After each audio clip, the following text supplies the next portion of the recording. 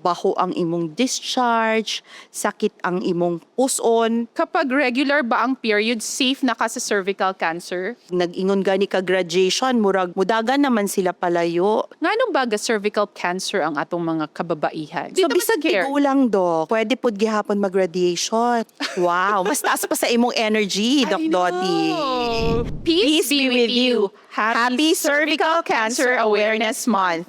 And welcome to the third episode of GSDH Doctors Dialogues, where conversations meet care and your health takes center stage.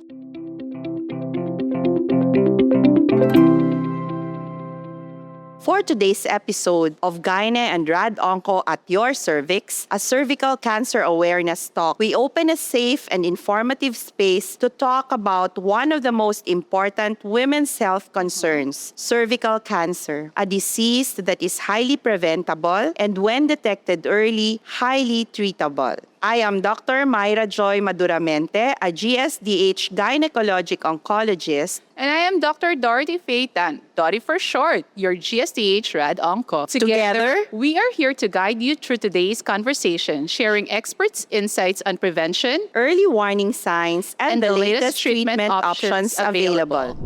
Doc, nakoy question. Yes, Normal lang ba ang spotting maskin dili period? Oh, dili permanente normal ang spotting no in between periods. Kay usahay god kanang ma-stress ka, pwede nga mag-spotting ka. Yes. Makalimot ka sa imong pills, pwede nga mag-spotting ka. Pwede po na kay hormonal imbalance. Pero kung ang spotting dili na siya mundang or kanang kusog siya or kauban siya o mabaho nga discharge. Yes, discharge. Or di ka kanang sakit sa imong batang or sakit mag-sex. Mao na siya yung mga spotting nga kinahanglan jud ikonsulta dayon. sa Okay, inyong doktor. Doc. Yes. Oh. So, Doc, kapag regular ba ang period, safe na ka sa cervical cancer? Ay, hindi po. Maraming babae na may cervical cancer, regular pa rin ang regla, lalo kung early pa kaayo ang cancer. Importante gyud kaayo ang screening, no? Kay late na mo abot ang mga simptomas pareho sa kanang pagdugo nga kusog o di kaha kanang baho nga discharge. Yes. O, late na siya mo abot. So, screening gyud. Importante, Oo, no? kulit ko, no? Lagi. So, emphasize yun si Doc Myra sa screening mga beshies. So, kay kinahanglan, when you're of the right age, okay, gora na, okay? Yes. Sige. So, Doc, naigpangutana din ngano daw ang mga babae na advanced stage halos walay simptomas gihapon? Kay sa umpisa man god, ang cervical cancer pwede nga quiet lang siya kaayo. May mga simptomas nga moabot pero late na gyud sa course sa sakit, no? Kanang Yeah, advanced kumbaga advanced na, taas na ang stage bago pa magka-simptomas. O di ka basig na siya simptomas pero kanang ginatawag natong non-specific kaayo ang iyang simptomas. So gamay nga discharge diri, usahay na ay pagdugo, pag mag-sex, no? Pero dili pod kanunay, di ba? Kanang usahay ra mo maabot-abot lang siya. So, frequently kani siya nga mga simptomas mo ni siya ay mapasagdahan sa atong mga patients, no? Mao nga moabot sila sa ato late na. So, Doc, kano sa gyud magpa-screen? Kano sa magpa-screen? Magsugod, Okay. diba? Magsugod according sa atong national recommendations. Pag 30 years old pataas, magpa-screen ka na. Tapos depende sa imong screening nga gigamit, whether it is pap smear, HPV test, no? And ang resulta sa imong screening, then mag-recommend ang imong healthcare provider kung kano saan nasad ka mo balik. So, ang tanong diri, Doc, ang sunod na tanong, kung diagnose ba ang pasyente og cervical cancer, unsang next step? Ang next step is, well, kung nakita lang nga na siya'y bukol, ang importante is mabiopsy. Yes, Okay? true. Kasi mao jud na siya'y definitive proof na tinuod gyud nga cancer ang iyahang sakit or ang bukol niya cancer jud. Then kinahanglan makahibalo to unsay stage. Yes. Because together ang ginatawag natong histologic diagnosis ug ang stage mao na mag-guide sa atua sa atong duha. Yes, sa Oo, atong kung duha. saon nato ang patient no unsang treatment ang atong i-recommend niya. So pwedeng ginaoperahan kung early pa ang Early stage pa, oo. Or pwede po teamwork natin, no? Yes. Chemoradiation. Radiation and chemotherapy together. So, Doc, unsa ba gyud ang mga simptomas na kinahanglan kay mo konsulta na gyud nimo? As in now na. As in now na. Oo. Urgent, kanang urgent. Urgent, okay. Postcoital bleeding, No? Unsa na siya, kanang nagdugo ka pag nag-contact, Yes. or kusog ang imong pagdugo, baho ang imong discharge, sakit ang imong puson, no, kanang Pelvic pain. pelvic pain. Yes, oo. Sakit ang gilid-giliran. Oo. Diba? And nagpayat ka nga walay rason. Dili nga na kanang nag-diet ra ka or something. So mga mauning mga simptomas, importante gyud nga ma-assess dayon kung unsay iyahang rason, no? Wala ko sila ginaingnan dots ha nga kung naa sila ing ato nga mga simptomas, cancer na dayon, no? Yes. Pero ang importante is makahibalot ta nga dili di ay siya cancer. Correct. Diba? Para mapahimutang tang tanan. Okay, so i-recap na ako ha. Kung maranasan na nato ang mga gipang-ingon ni Doc Myra, kay mo adto na dayon ka sa imong OBGYN. Yes. Or kung gusto ka, sa specialista dayon kay Doc Myra. Taray. Grabe. Oo. Ngano ba ga cervical cancer ang atong mga kababaihan? Ang cervical cancer is an HPV-related cancer. Unsa na siya?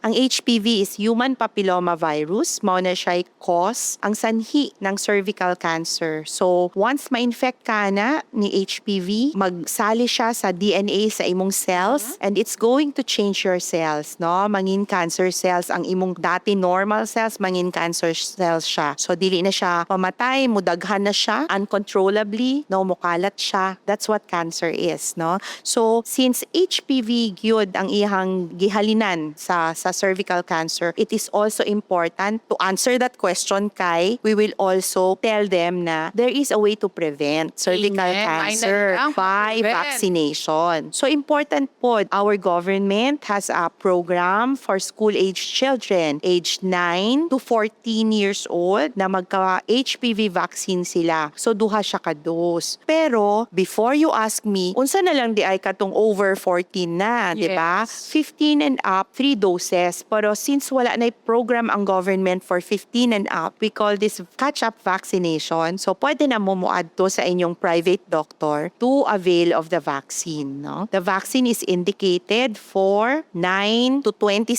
years old. Tapos, kanang older pa jud sa 26, you discuss with your doctor first before you have the vaccination so that pahibalo mo og unsay benefit nga mahatag sa vaccine para sa inyo bisag over 26 na mo. So, Doc, available ba ang vaccine sa atong institution? Yes, the vaccine is available. What we do have in the market these days are mostly the non-valent vaccine. No? So, kung adult na ka, 15 and up, tulo na ka dose si vaccine. The government, ang ilahang gina-distribute for the local health units na 9 to 14 years old and also in the schools, kanang 2 doses lang siya of the quadrivalent vaccine. So, Doc, aha sila mo adto sa atong hospital kung They gusto can sila go- magpa-vaccine? Yes, they can go to any of the OBGYNs in the building or they can ask at the Health and Wellness Clinic or the Women's Center as well. Yes. So, nagid atong Women's Center for that. So, Dots, Yes. gaganti na ako sa'yo. Okay. Diba? Ako na sad mangutanan nimo. Kunwari lang ha na anay cancer ang patient. Oo. Diba? Tapos, nag-ingon na ta nga, dili siya pwede operahan. Correct. Ay, pero diba, bisag dili siya operahan, taas ra gihapon ang atong batting average nga mag-survive sila, diba? Yes, very good. Oo, so Ayo. dili ko Dahil gusto dili nga mas scared. yes, No? nga madulaan mo hope or something, Correct. diba? So mangutana ta ni Doc Doti, chemo plus radiation, unsa ba di ay ang radiation, Doc? So, ang radiation musulod ko sa mga pasyenteng dili na operahan ni Doc Myra. Ano katong dili pwede maoperahan. Advanced stage. So, musulod ang chemotherapy o radiation. So, maramig partners in treatment, no? So, kailangan dungan mi. So, kung mas dungan ang radiation o chemo, mas effective gyud mi. So, ang radiation is a type of treatment na nagagamit og very taas na energy. Wow, mas taas pa sa imong energy, Doc I know. Doti. Very high Yeah. energy. So, mura nag-x-ray but higher than chest x. Di ba katong mga patients nag-regular ga chest x-ray, ga ubo. So, nana to yung radiation. But this time, ang kani ako kay therapeutic form of radiation. So, it is meant for killing cancer cells. Okay? Ang radiation, invisible o painless. So, dapat di ta ma-scared. But, you know that you are being treated kay maka-feel ka sa side effects. Okay? Naay side effects ang atong treatment. We will be discussing later kung ipangutan una ko niya. Taray. Oo. Adopt. Pero nga naman nga, daghan gyud nga tao pag nag-ingon gani ka graduation, murag mudagan naman sila palayo. Very good question, Doc Myra. No? Kasi there are two types of radiation, the internal type and the external type. So, nami counterpart na specialty which is the nuclear medicine, katong type of radiation na ginainom na medyo ga-emit og radiation. Kumbaga, makatakod kung dungan mo. Kung tapad ta, kung niinom ka, mo adto pud sa ako ang imong radiation, ana. Oo.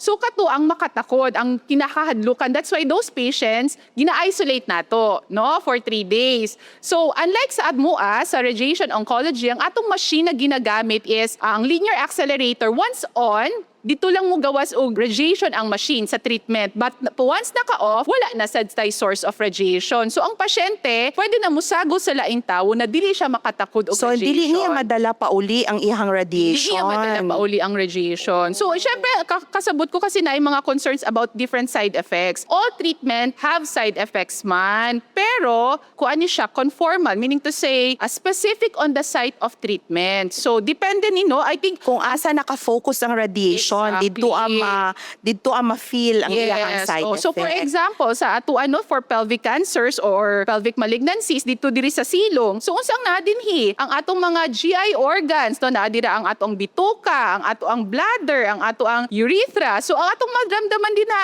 kabag, diarrhea, hapdos mo ihi, o kalibanga. So mao to atong mga common side effects na naasad tay tambal. Kaya dapat dili ta ma-scared, Okay. diba?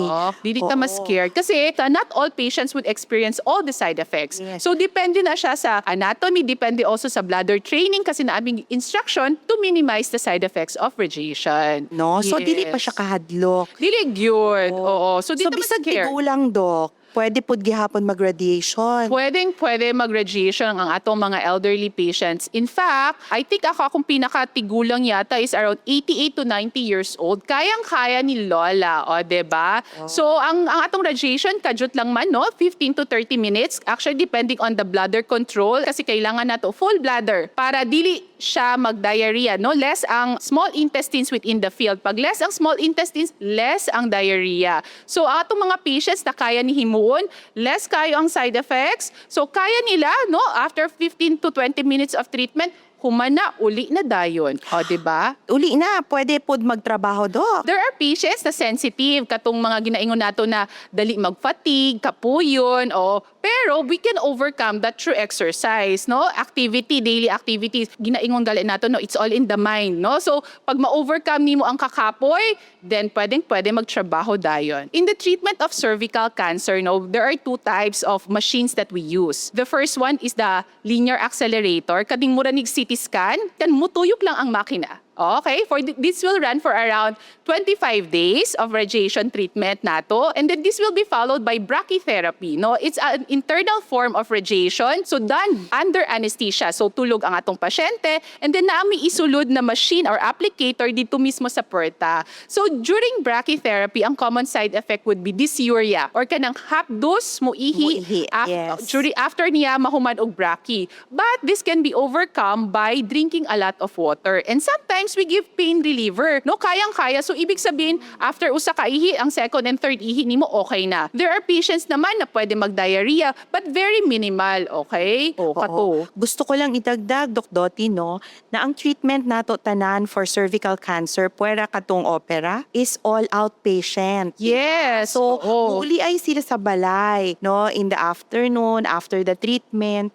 So, dili kaayo mo ma-isolate sa inyong family, na-adjud ang support, no? Agree, Doc Myra. In Yes. fact, no, since we are the only cancer center offering brachytherapy in the region, so daga kahit na patients we cater from BARM up to Butuan, o diba? Oo. Yes. These patients, no, kayang-kaya gyud. So what they do is mag-rent lang diri og balay, and then or naman tay hostel partner, pwede lang pag humad og treatment, uli dayon sa ilahang balay, no? Walay problema, no? So dili sila madakuan og bill, okay? Unlike kung admitted na Yes. inpatient. So lahi naman Mas sa tuang lisod po kaso siya. na admitted ang pasyente tapos radiation siya dayon. So kato medyo mas may kamahalan, pero kayang-kaya na sa atong mga assistants. O, taray. Siguro, Dok Doti, no, kung naa pa sila'y pangutana, pwede pud sila mo message under this, di ba? The questions can be forwarded to us para matubag pod ang ilahang mga additional questions. Our center is open if you have questions regarding radiation treatment.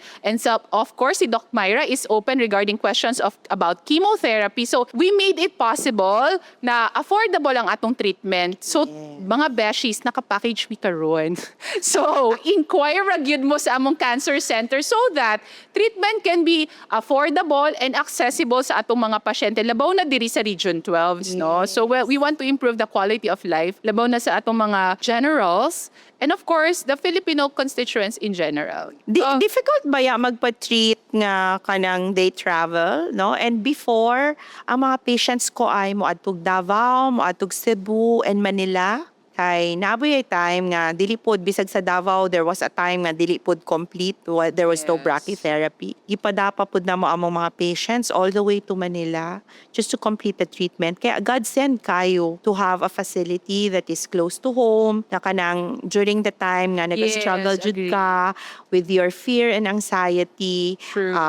facing cancer, Yes. no, your family, you are able to be close to your family and your community. We are glad to be able to bring that to you. Yes, so thank you GSTH and PhilHealth for making treatment affordable and accessible. Bye-bye. Once again, I'm Dr. Myra Joy Maduramente. And I'm Dr. Dottie Feitan. Happy Cervical Cancer Awareness Month.